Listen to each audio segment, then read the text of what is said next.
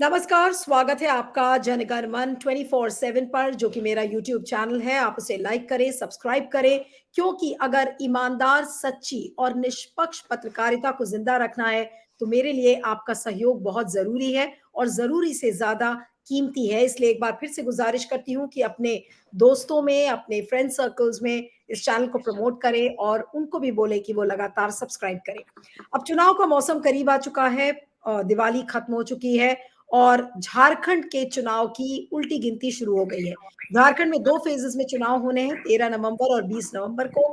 और आज प्रधानमंत्री नरेंद्र मोदी आज झारखंड में ही थे और आज उन्होंने रोटी, बेटी, माटी की पुकार के ऊपर उन्होंने कहा कि ये विकसित भारत का सपना पूरा झारखंड देख रहा है और जो डबल इंजन की सरकार है, वो इस चीज़ को मुमकिन करेगी। लेकिन आपने कभी सोचा कि नरेंद्र मोदी की स्पीच कभी भी पूरी होगी जब तक घुसपैठिया और इन्फिल्ट्रेटर्स की वो बात नहीं करेंगे? और यही हुआ कि जो दूसरी रैली में जब वो बात कर रहे थे, तो उन्होंने 3 लाख जो रोजगार हैं उसका तो दावा किया, लेकिन साथ में उन्होंने झारखंड मुक्ति मोर्चा का जो अलायंस है, उसको घुसपैठिया गठबंधन कह डाला। अब घुसपैठिया शब्द से मोदी जी को बहुत ज्यादा प्यार है। इन्फिल्ट्रेटर्स का नाम उन्होंने जिस समय चुनाव चल रहे थे उस समय भी लिया था कि मुसलमान घुसपैठिए हैं। अब उसी घुसपैठिए वाली टोन में वापस नरेंद्र मोदी जी आ गए हैं और साथ में उन्होंने इंडिया अलायंस जो बना हुआ है, झारखंड मुक्ति मोर्चा का जो अलायंस है, उसको माफिया का गुलाम भी बोला, क्योंकि ये ऐसे माफिया हैं जो कि बांग्लादेशी इन्फिल्ट्रेटर्स यानी कि बांग्लादेशी घुसपैठियों को समर्थन देते हैं। और साथ में उन्होंने ये भी कहा कि ये जो तुष्टीकरण की राजनीति है, ये बिल्कुल अपने चरम सीमा पर पहुंच गई है और इस हद तक पहुंच गई है कि अब जेएमएम के पूरे अलायंस ने बांग्लादेशी घुसपैठियों को सपोर्ट देना शुरू कर दिया है। और अगर हालत यही रही तो जो ट्राइबल्स, जो आदिवासियों की जनसंख्या है, वो घटकर बिल्कुल कम हो जाएगी। और उन्होंने कहा कि ये समाज और देश के लिए हानिकारक है। और साथ में जैसा मैंने आपको कहा कि उसको घुसपैठिया गठबंधन बोला है, माफिया का गुलाम बोला है।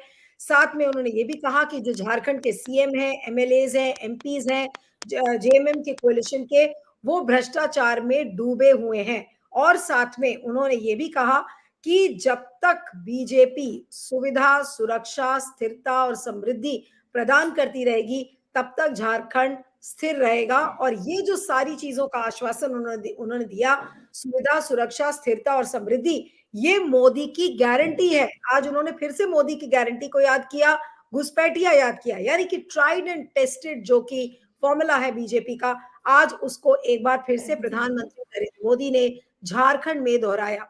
अब ये बीजेपी के लिए कितना सफल होगा या बीजेपी के लिए बिल्कुल सफल नहीं होगा, बैकफायर करेगा, लेकिन ये तो साफ दर्शाता है कि मोदी जी को बिना अपनी गारंटी के बात किए, बिना घुसपैठियों के, मुझे लगता है कि मोदी जी कोई भी चुनाव प्रचार को पूरा नहीं कर पाएंगे।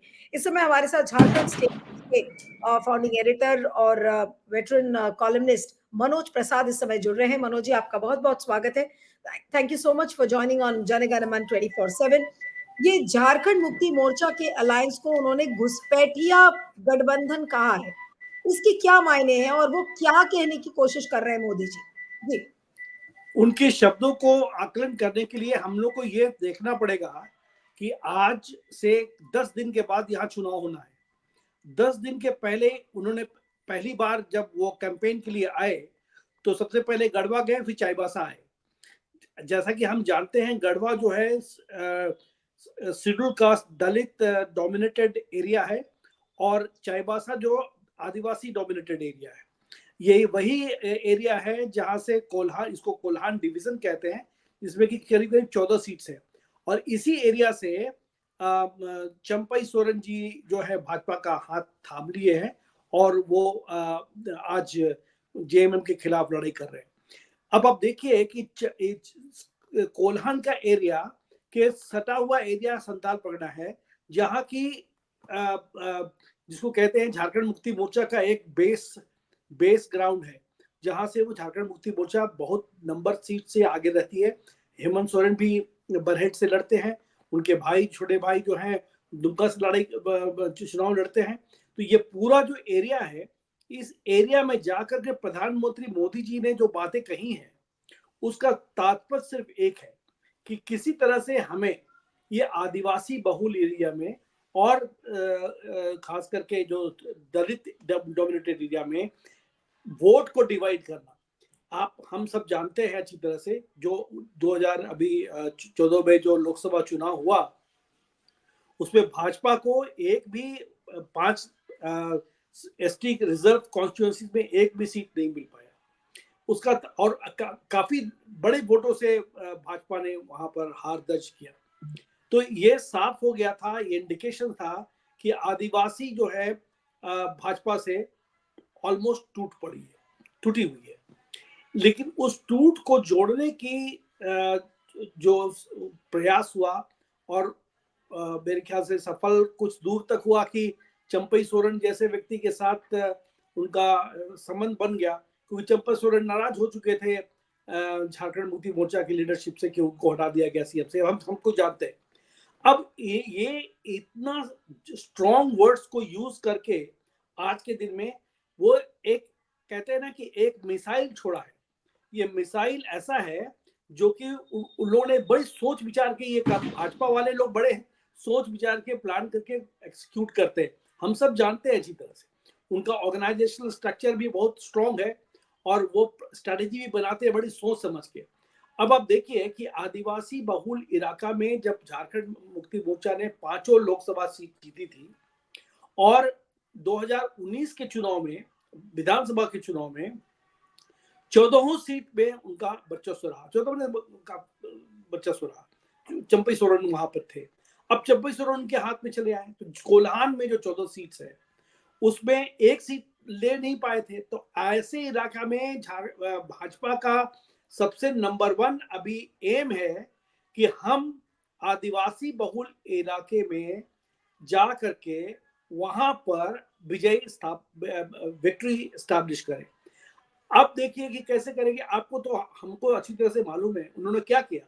एक चंपई सोरेन को वहां खड़ा किया, दूसरी ओर आप अर्जुन मुंडा की पत्नी जो है मीरा मुंडा उनको वहां से उतार दिया कोल्हान के बेल्ट से। अब और सब जितने इंपॉर्टेंट ट्राइबल लीडर्स हैं वो लोग वहां से कॉन्टेस्ट कर रहे हैं। अगर डेटा को एनालाइज कीजिए माइन्यूटली तो आप पाइएगा कि 2024 के लोकसभा चुनाव में जो वोट परसेंटेज था इस इलाके में तो काफी बड़े संख्या में आदिवासी बहुल इलाके में बहुत बड़ी संख्या में भाजपा के खिलाफ हुआ। लेकिन 2019 के चुनाव में इवन चंपई सोरेन जो है जेएमएम के वो भी करीब 2-2.5 वोट से जीते थे, कुछ नहीं, ज्यादा बड़ा मार्जिन नहीं था। अब उठता है कि चंपई सोरेन जो चूंकि एक वहां के बड़े सीनियर झारखंड मुक्ति मोर्चा के लीडर हैं और वो ग्रास रूट से जुड़े हुए हैं। अब उनका यहाँ पर आना बहुत सारा जो रिपोर्ट्स है वो इंडिकेट यही करता है कि उनका वहां जाने भाजपा में जाने से। लेकिन आपको क्या याद है मनोज जी कि कभी भी घुसपैठियों को इतना बड़ा क्या झारखंड के किसी भी चुनाव में एक मुद्दा बनाया गया हो जैसे कभी कि नहीं, कर रही कभी नहीं, कभी नहीं, कभी नहीं, कभी नहीं। ये घुसपैठिया का चुनाव में मुद्दा बनाने का श्रेय पत्रकार को जाता है। पत्रकार लोग ही लोगों ने इस इशू को उछाला, अखबारों में छपा। उसके बाद मेरे ख्याल से 4 साल पहले की बात है जब video journalist they basically made the survey of the whole area and flash the story and all. उसके बाद फिर न्यूज प्रिंट मीडिया में छपा। उसके बाद एक पीआईएल फाइल हुआ। अब पीआईएल फाइल होने के बाद हाईकोर्ट का जो डायरेक्टिव था उसमें वो नोटिस इशू किया स्टेट गवर्नमेंट को, सेंट्रल गवर्नमेंट को। अब स्टेट गवर्नमेंट ने इसमें रिस्पॉन्ड करके सिर्फ यही कहा कि ये कोई घुसपैठिया नहीं है, हमारे यहाँ कोई घुसपैठिया का कोई आगमन नहीं हुआ है और ये सरासर गलत है। इस टाइप का स्टेटमेंट उन्होंने दिया। लेकिन केंद्र सरकार ने हालांकि घुसपैठियों के बारे में कुछ वर्णन नहीं किया, लेकिन वो ज्योग्राफिक दस्तावेज में स्टेटमेंट देकर के कि है। तो हाईकोर्ट वाज वेरी नहीं, लेकिन आपके हिसाब से बांग्लादेशी जो इलीगल माइग्रेंट्स हैं उनकी कितनी जनसंख्या होगी झारखंड में? It is not, and let me tell you one thing. You know, Jharkhand is a landlocked state. It is not directly linked with Bangladesh. Exactly. It is connected with West Bengal, and west Bengal से connected है। तो इसका मतलब ये हुआ कि अगर बांग्लादेशी आ रहे हैं तो इसका दो जगह से आ सकते हैं, एक बांग्लादेश बंगाल होते हुए, वेस्ट बंगाल होते हुए, या फिर गंगा पार से करके वो लौट सकते हैं। तो अगर गंगा पार से ही लौट करके इधर घुस रहे हैं डायरेक्टली, तो फिर बीएसएफ क्या कर रही है? झारखंड मुक्ति मोर्चा का कहना बहुत लाजमी है, बहुत सही है कि अगर घुसपैठिया आ रहे हैं और उनको यहाँ पर बस लैंड को कैप्चर कर रहे हैं, लड़कियों को रेप कर रहे हैं या टॉर्चर कर रहे हैं, जो भी कर रहे हैं, वो अगर कर रहे हैं तो इसका दोषी कौन है? भाजपा जो आरोप लगा रही है उसका दोषी कौन है? उसका कहना झारखंड मुक्ति मोर्चा, और मेरे ख्याल से सही भी है कि अगर घुसपैठिया आ रहे हैं तो इसका कारण क्या है? आप देखिए, बेसिकली इसका मतलब ये है, ये तो इसका मतलब ये हो गया कि मोदी जी सरासर झूठ बोल रहे हैं, जनता को गुमराह करने की कोशिश कर रहे हैं, और सिर्फ इसलिए कि एक डर पैदा कर दो जिसमें कि ट्राइबल वोट्स बढ़ जाए। देखिए, ये साफ साफ बात है कि घुसपैठिया का आगमन तो आज नहीं हुआ, 2 साल में नहीं हुआ, ये तो विगत काफी दिनों से चल रहा है, मामला चल रहा है। अब इसको इश्यू बनाया गया बेसिकली इस चुनाव में, क्योंकि इसी इशू को अगर आप लीजिए, देखिए सही बात है कि भाजपा का एक रणनीति रहता है बड़े स्ट्रैटेजी बनाने में कि divide the votes, divide the division of votes को जरूरी है। क्या होगा? आप जानते हैं कि हिंदुत्व के बारे में वो लोग प्रचार करते हैं वहां पे, और फिर यहाँ पर आकर के घुसपैठियों के बारे में बात कर रहे हैं। तो basically the attack is in words of घुसपैठिया, it is basically talking about the minority community जो कि अपना बच्चों से बना के आगे बढ़ रही है। तो issue is there, problem is there at the grassroots level, no doubt about it, but the problem has been picked up as an issue to mobilize votes and divide the people, particularly tribal community, in two parts. Those who are affected by this whole thing, their land is being taken over and crime and all is taking place, definitely there is there, but the issue has been picked up mainly to divide the what you call votes of Adivasis. This is the major reason, and to my mind there is no other reason behind it. And I tell you, कल आप देखिए बड़ा अच्छा statement आया home minister का। उन्होंने कहा कि घुसपैठिया लोग जो आ रहे हैं, हम यहाँ पे एनआरसी कराएंगे, हम यहाँ सीएए कराएंगे। इसके response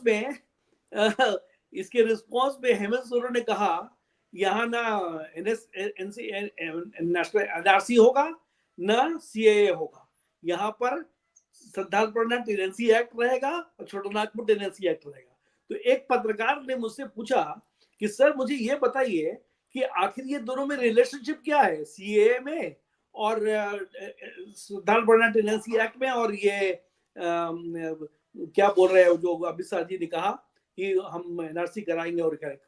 there is no correlationship, but Hemant Soren ने इसको अटैक करने के अलावा सिर्फ एक बात बताने की कोशिश की अपने वोट बैंक के सामने में, अपने वोटर्स के सामने में, अपने आदिवासी कम्युनिटी के सामने में कि यहाँ पर न एनआरसी होगा न सीए होगा, यहाँ हम संथाल परगना टेनेंसी एक्ट को, छोटानागपुर टेनेंसी एक्ट को मजबूती से हावी बना के रखेंगे। There is no correlation, absolutely no correlation. But he made this issue because he was trying to drive one point in the minds of Adivasis कि देखो तुम्हारा जमीन सुरक्षित है, हम तुम्हारा साथ छोड़ने वाले नहीं। अब लोकल लेवल पर, at the grass root level पर लोग जानते नहीं है कि सीएए क्या होता है, they do not know what is NRC, तो उनके माथे में घुस गया सीएमटी तो बड़ा जबरदस्त जो छोटानागपुर टेनेंसी है, और वो जानते हैं कि पहले से 4-5 साल से चल रहा है मुद्दा कि ये लोग भाजपा जो है जमीन लुटवा पार्टी है, ये जमीन आती है तो जमीन लूटती है। तो हेमंत सोरेन ने बड़ा जबरदस्त रूप से उस पर अटैक करके ये बात को लगाया। अब सारे प्रिंट मीडिया में आज हेडलाइंस था ये। तो मुझे लगता है कि एक attack and counter attack is going on. अब in this kind of a situation, आज के दिन में 10 दिन के बाद इलेक्शन होना है, और मुझे लगता है कि घुसपैठिया का मामला अभी और तूल पकड़ेगा। ये लोगों ने आप ये कह रहे हैं, आपने ये कहा कि घुसपैठिया का मामला अभी और तूल पकड़ेगा, तो आज जो घुसपैठिया बंधन और माफिया के गुलाम, ये सब बोला है। तो अभी और क्या क्या बकवास मोदी जी करेंगे या फिर बीजेपी के और नेता करेंगे जो अभी आएंगे? अभी तो योगी आदित्यनाथ बचे हुए हैं, उनका भी स्टार प्रचारकों में नाम है। जब सही बोल रही है, क्योंकि इनका तो बेसिकली आप जानते हैं विगत अगर झारखंड मुक्ति मोर्चा आदिवासीता मुस्लिम या मुस्लिम को जोड़ के चलना चाह रही है, तो भाजपा जो है इन लोग बेसिकली हिंदुत्व और माफिया क्या बोलते हैं ये माइग्रेंट के इशू को पिकअप करके आगे बढ़ रहे थे। मुझे अफसोस इस बात का लगता है, आप इतना मैं नीलू जी बोलना चाहूंगा कि मेन मुद्दा जो है विकास का, वो तो ये लोग विकास के बारे में बात कर रहे हैं, लेकिन लोगों को क्या बोलिएगा कि चुनाव में एक अभी हवा तो चल नहीं रहा है, वो हवा बनाने के लिए इस तरह की बातें करके लोगों के सामने रखते हैं ताकि प्रिंट मीडिया में ये बातें आए और लोगों में घुस जाए कि यही मुद्दा है, और फिर डिवीजन ऑफ वोट हो और उनको फायदा हो। लेकिन मुझे लगता है ग्राउंड पे, बट मनोज जी आपको क्या लगता है कि ग्राउंड पे क्या वाकई में जनता को इंडिया अलायंस के जितने भी दल हैं, क्या वो ये चीजें समझा नहीं पाएंगे? देखिए, क्या ये मैं इतना कह देता हूं कि ये कांटे की टक्कर है, और आज के दिन में आदिवासी कम्युनिटी में एक मिडिल क्लास उभर कर आया है। ये मिडिल क्लास जो है वो सब चीज जानते हैं, जैसे हम आप डिस्कस कर रहे हैं, वो लोग भी उस चीज को डिस्कस करते हैं, वो समझते हैं चीज के बारे में अच्छी तरह से। अब उसका इम्पैक्ट क्या होगा ये बड़ा देखने वाली बात होगी, लेकिन इतना बड़ा बात जरूर है साफ साफ कि ये कांटे की टक्कर है। और इसमें आप हम सब जानते हैं अच्छी तरह से आज के दिन में ये जो इंडिया गठबंधन जो है, इसमें कौन पार्टी है? इसमें है जेएमएम, इसमें है Congress and RJD. Left parties तो बेसिकली नल वॉइड है, यहाँ पर कोई वर्चस्व नहीं है। RJD is also zero almost. अब रहा कांग्रेस। कांग्रेस ऑर्गेनाइजेशन नाम का चीज धरातल पे आज के दिन में है नहीं, और तब उठता है सवाल कि ये जो गठबंधन चल रहा है, और झारखंड मुक्ति मोर्चा का एक अपना पार्टी बेस है, स्ट्रॉन्ग पार्टी बेस है, कार्टर बेस्ड है, और वो अधिकतर आदिवासियों का सपोर्ट लेके चल रहा है। और आज भी मुझे पूरी तरह से I am very confident, because मैं तो बात करता रहता हूँ, मेरे दोस्त हर पार्टी में हैं और सब अपना एक्सप्रेस करते हैं ओपिनियन, बिकॉज हम लोग को तो आप भी वैसे ही हैं नीलू जी, कोई न्यूट्रलिटी है आपका, मेरा भी न्यूट्रलिटी है, हम भी समझते हैं कि सोचते हैं तो हम पाते हैं कि अभी भी झारखंड मुक्ति मोर्चा आज के दिन में निश्चित रूप से एक पॉपुलर लीड पार्टी उभर के उभरी है आदिवासियों के बीच में। अब उसका जो कनेक्टिविटी है, जो कॉम्बिनेशन बना के चल रहे हैं मुस्लिम आदिवासी को लेकर के, इसका इम्पैक्ट धरातल पर क्या हुआ है देखने वाली बात होगी। इस बार ये पहली बार ऐसा होगा जब चुनाव इस कॉम्बिनेशन के माध्यम से लड़ा जा रहा है, और साफ साफ दिखाई पड़ता है। मुझे लगता है आने वाले समय में बहुत चीज साफ हो जाएगी, लेकिन कांटे की टक्कर है जरूर कांटे की टक्कर है, लेकिन वापस आज मोदी जी को हम लोगों ने उस फॉर्म में देखा जो उनका रूप और जो टोन एंड टेनर उनका लोकसभा के चुनाव में दिखा था, जहां पर उन्होंने कह दिया था मुसलमान घुसपैठिए हैं। फिर उन्होंने मोदी की गारंटी की बात की थी, उसी मोदी की गारंटी के अंदाज में आज वो वापस नजर आए। तो आज क्या मोदी जी का आपको भी वो बदला हुआ रूप दिखा? वो जो पुराने फॉर्म में है वो लौट आए हैं हरियाणा की ये विक्ट्री के बाद? ये ये भाजपा बड़ी चतुर पार्टी है, ये जानती है कि मुसलमान तो हमें वोट देंगे नहीं और उससे हम कोई मतलब है नहीं। तो अब मुसलमान हिंदुओं को और हिंदू रिलेटेड आदिवासी को संपर्क में लेने के लिए उनके पास विकल्प क्या है? एक बड़ा अच्छा मुद्दा उठा लिया है, इन्फिल्ट्रेशन। ऐसा लगता है कि इन्फिल्ट्रेशन जो नया चीज तो है नहीं, तो पुराना इशू है going on. And look, it is not only Jharkhand, it is Odisha also is suffering from this particular problem. West Bengal is suffering from this problem. Even Delhi is suffering. Where you are living, Delhi is also having gooseberry, but that issue is not there. Why this is not there? Because it doesn't matter there. Here it matters because Adivasis के issues के सवाल में उनको divide करना है. So it has been used as a strategy to divide these Adivasis and gain votes. That's what I personally feel. लेकिन नहीं, लेकिन ये तो क्लियर हो गया है कि ट्राइबल के वोट्स को डिवाइड करने की बीजेपी कोशिश कर रही है। लेकिन ग्राउंड पर क्या ट्राइबल्स इस मुद्दे पर डिवाइड होंगे? आपको क्या, आपकी कोई किसी रीजन में जाकर बात हुई? आपके अपने रिपोर्टर्स जो होंगे ग्राउंड पर, उनको क्या लग रहा है कि मैं आप ट्राइबल दो वोट चीज बढ़ जाए? देखिए, ये भाजपा एक्चुअली ग्रास रूट पे काम करती है, और मैं अपने संतालपुरना में मैं आज से करीब करीब कुछ दिन पहले वहां गया था। सच्चाई यही है कि घुसपैठिए का किसी मतलब तो बोलिए this has been going on for a long time, and at the grassroots level ultimately the Adivasis actually have been losing ground, and in the areas Pakur khas karke is very badly affected because number of immigrants from the neighboring areas, Bangladeshi तो हम नहीं बोल सकते क्योंकि वो लोग बंगाल से आके आ रहे हैं। अब उनका हम तो कभी रिसर्च नहीं किए कि वो बांग्लादेश के ही है ये बंगाल के, but they basically are the persons who are settling down in this areas, and if they are settling down this areas, हम लोग को अच्छी तरह से मालूम है कि संथाल प्रज्ञा टेनेंसी एक्ट के द्वारा कोई भी जमीन नॉन ट्राइबल्स को नहीं दिया जा सकता। तो ऐसा होता क्या है कि वो जो बसते हैं तो ट्राइबल तो बड़े सीधे साधे ये लोग हैं, तो उनसे शादी कर लेते हैं। अब शादी कर लेते हैं तो लड़कियां बच्चे होते हैं, तो they get converted to Islam, and then what happens, the land that they occupied of the tribal, वहां खेती करते हैं, और खेती करके जो निकलता है उसको बाजार में बेचते हैं, तो उनको तो लाभ ही लाभ है। लेकिन इससे क्या हो रहा है कि वहां पर identity of the tribals is affected, and that is a very big cause of concern for many तो क्या Adivasi families ट्राइबल्स today. वाकई में डरे हुए हैं? जो बात मोदी जी कह रहे हैं कि देखिए ट्राइबल्स की जो जनसंख्या है वो बहुत कम हो जाएगी घुसपैठियों की वजह से, जो एक पुश दिख रहा है नैरेटिव का बीजेपी की तरफ से, और अमित शाह ने भी बोला कि देखिए हम तो घुसपैठियों को उल्टा टांग देंगे, इस तरीके की उन्होंने बातें की।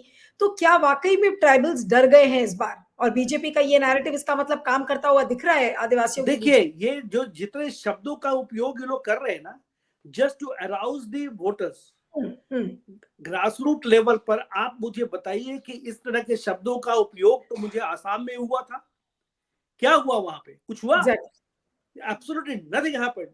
The same thing happened in other parts of Odisha also. Same kind of language was used. It is a different matter.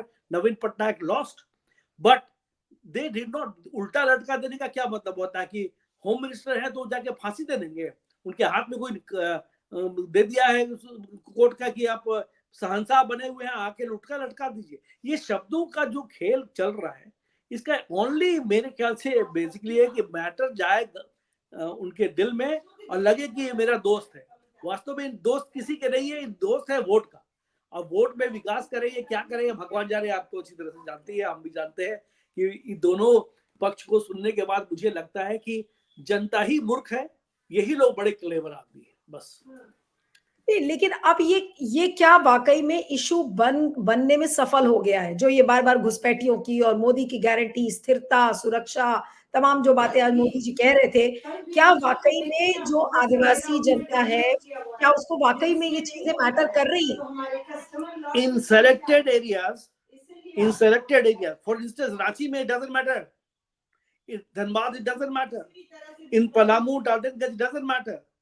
It only in the affected areas like Pakur and other places where Jharkhand Mukti Morcha is strong. And incidentally, वही area में so called immigrants actually आके बस रहे हैं। अब आप देखिए ना, अमेरिका में is a very big issue. Donald Trump is using the same issue there in that America to win the elections. Here also you are using the same thing there. Immigrants and all there will stop it. But frankly speaking, नीलू जी आप बताइए मुझे कि विगत 10 साल के दरमियान में Modi regime ने घुसपैठियों के खिलाफ में क्या किया गया? Yes, I am told by BSF chief that they have taken the very strong actions to stop the illegal migration from Bangladesh. But yet, despite all this, you find that several people are coming and going. That the trade is still on. I'm telling you, even I had gone to Purulia recently, and I found that you know what happens, that in Bangladesh there's a river that divides. You know, Ganga का part, that is part basically divides and all. तो उन लोग अपना ship से बहुत सारा सामान भारत से वहां ले जाते हैं फिर वहां से पैसा लेके आते हैं, and they make money out of it. That is illegal smuggling of goods that is going on, including cows and things of the kind. I mean, a lot of things going on, and it's a very big gang going on, and इसमें BSF has not been successful at all, because the boundary that is there is a huge boundary, and there's no boundary wall basically to divide the whole two states. So नहीं, it तो will go. इसका मतलब BJP केवल और केवल झूठ की factory के दम पर इस बार झारखंड का चुनाव लड़ रही है, क्योंकि उनके पास कोई मुद्दा नहीं है, इसीलिए उन्होंने एक झूठे मुद्दे को खड़ा कर दिया है. ये एक बड़ा मुद्दा है. दूसरा मुद्दा भी देखिए उनके साथ है. वो कह रहे हैं कि घुसपैठियों को छोड़ेंगे नहीं, और दूसरा वो क्या कह रहे हैं, देखिए, कह रहे हैं कि घुसपैठिया आके आपकी बहन को तबाह करते, मेरे बेटी को तबाह करते हैं, आपका लैंड ले लेते हैं, आपका फूड खा जाते हैं. ये 3 पर अटैक है, imagine. And this goes very easily into the minds of Adivasi people कि आपका खाना खा रहे हैं, आपका जमीन लूट ले रहे हैं, आपकी बेटी को तबाह कर रहे हैं. You try to understand, it goes slow. So prime minister saying this, tomorrow it will be the headline in the newspapers, all over the whole media is basically covering it. Slowly and gradually, 10 days are left, it goes deep into the minds of people. And look, jahan affected areas hai, wahan pe it is likely to make impact, and they are aware of it, so they do not make a statement. ये है, इसका मतलब ये है कि ये घुसपैठियों वाला इशू, और खासकर उन इलाकों में जहां पर जेएमएम मजबूत है, या फिर जेएमएम का जो कोलिशन है वहां पर मजबूत है, जहां पर घुसपैठियों की जनसंख्या है, तो उस इलाके में इसका मतलब कि ट्राइबल वोट्स का बंटना तय है, यानी कि बढ़ जाएंगे वो वोट्स. मैं समझता हूं आप जो बोल रही है ऑलमोस्ट सर्टेन है, इसलिए कि अगर विगत 1 हफ्ते 10 दिन का अगर स्टेटमेंट चंपई सोरेन का लीजिए, तो चंपई सोरेन भी इसी बात को लोगों में बोलते आ रहे हैं कि ये ट्राइबल आइडेंटिटी की बात है. हम लोग सब भूल सकते हैं झारखंड की लड़ाई किया है, झारखंड बन गया, लेकिन आज के दिन में यह बहुत बड़ा मुद्दा है.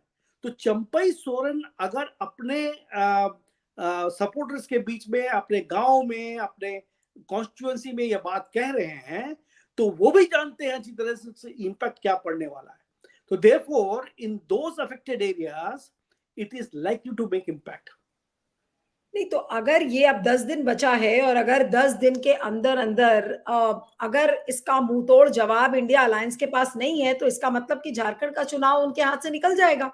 अगर इसी तरीके से आदिवासियों की संख्या को, जनसंख्या को बांट देंगे, बीजेपी इस झूठे एक नैरेटिव को खड़ा करके, और अगर इस तरीके से वोट्स को खींच लेगी, तो फिर क्या करेगा इंडिया अलायंस? मैं एक बात बता देता हूँ. देखिए, ये इतना आसान कहना नहीं, वो लोग बड़ी कोशिश कर रहे हैं, लेकिन जो रूलिंग डिस्पेंसेशन है वो भी बड़ा स्ट्रॉन्ग ऑर्गेनाइजेशन के रूप में काम करती है. मैं आपको बताता हूँ, आज के दिन में minority communities are there all with the ruling dispensations में कोई दो मत नहीं है. And minority community is a very organised communities, very organised communities.